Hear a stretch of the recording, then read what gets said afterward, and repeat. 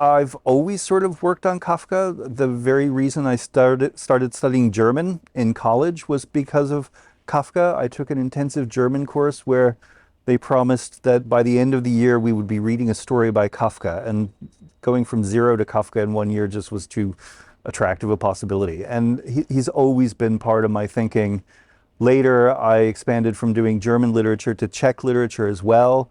And that has really sort of framed the way I think about Kafka now and the way I think about Czech literature. And exactly the exploration of those points of contact are what I focus on in my work.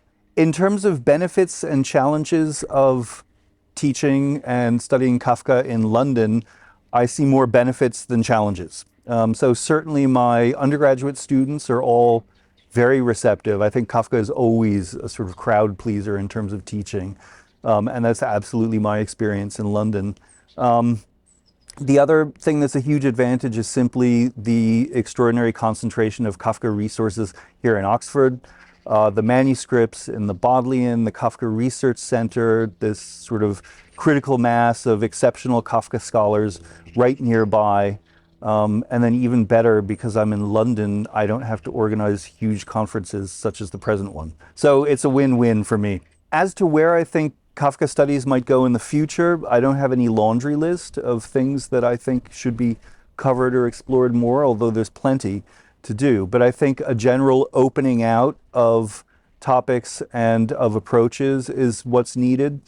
In my talk here yesterday, I sort of used this term epistemic imbalance as a way of just describing the ways that certain contexts and certain frames of reference have traditionally been privileged in approaching Kafka, and that what is needed is a sense of recognition of that and stepping back from it, a kind of democratization of Kafka studies, perhaps.